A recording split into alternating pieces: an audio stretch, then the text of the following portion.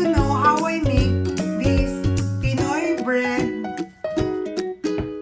Spanish bread, please continue watching and I will show you how I make it.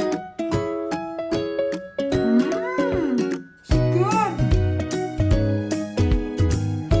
Let's start by making the dough.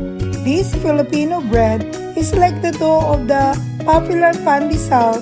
The only difference, it has brown sugar and special fillings. Yum!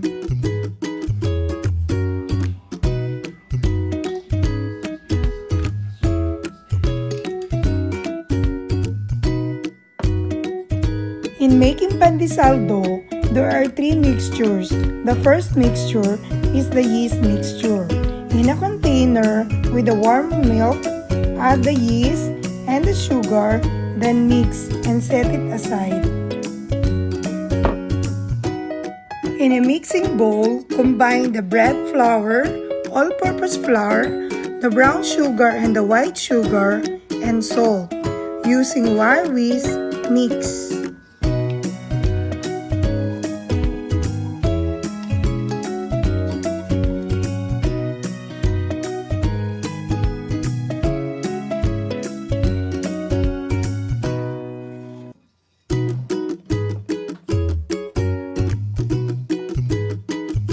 And lastly, combine the third mixtures, the warm milk, the slightly beaten egg, and the melted Filipino star margarine or salted butter.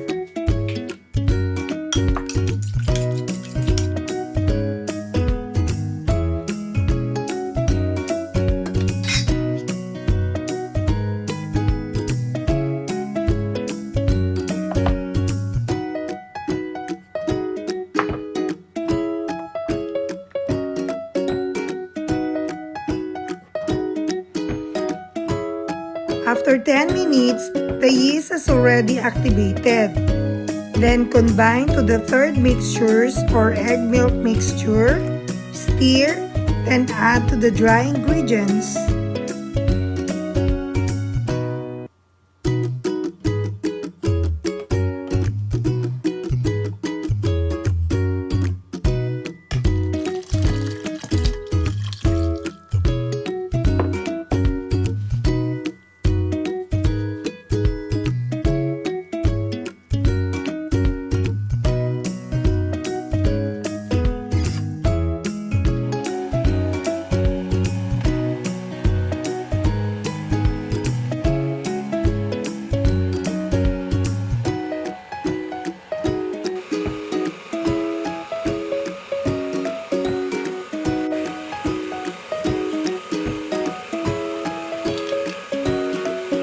Don't add too much flour. The dough should be soft.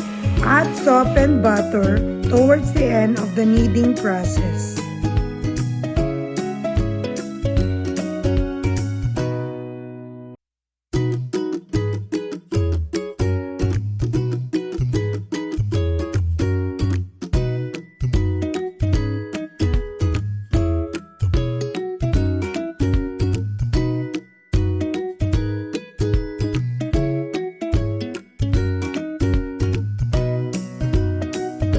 Grease the mixing bowl and put the dough to proof for an hour.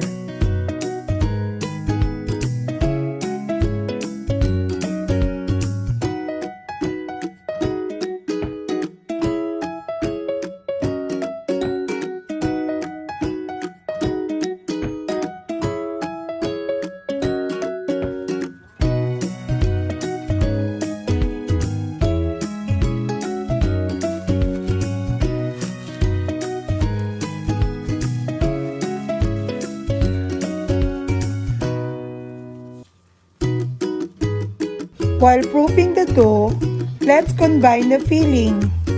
Combine the softened butter, brown sugar and white sugar, the condensed milk, the breadcrumbs, the all-purpose flour, and the table cream.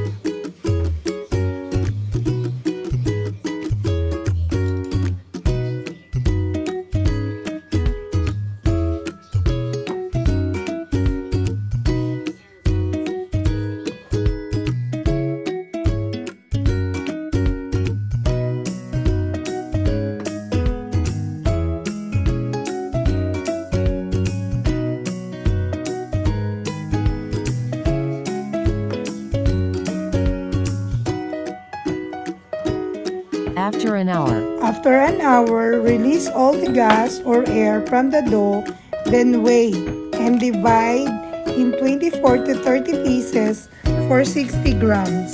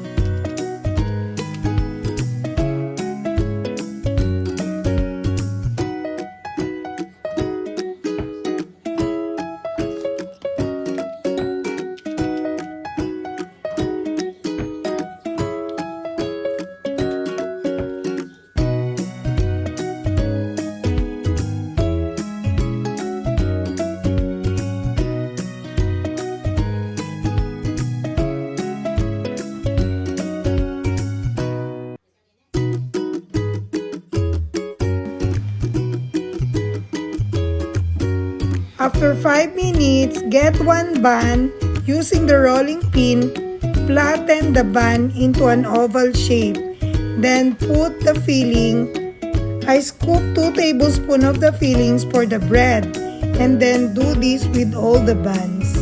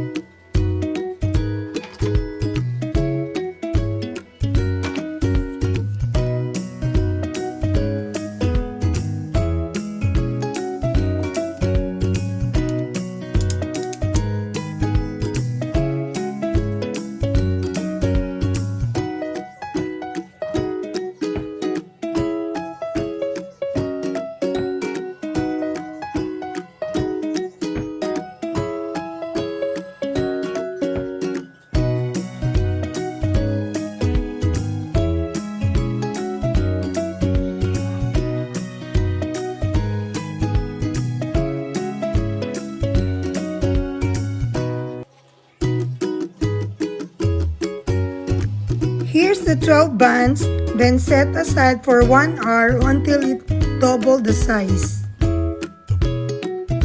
After 1.5 hours, it's so double. Time to bake now.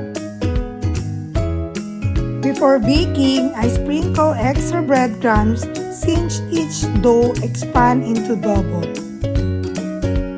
I bake my Spanish bread on a preheated oven at 350 degrees Fahrenheit for 15 minutes, or if you want more toasted, add 5 minutes. Spanish bread.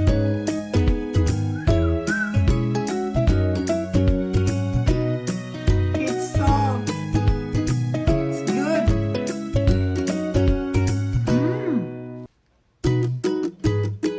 If you like this video, don't forget to press the like button, write a comment, and please consider to subscribe. Thanks for watching, guys. Try this Spanish bread.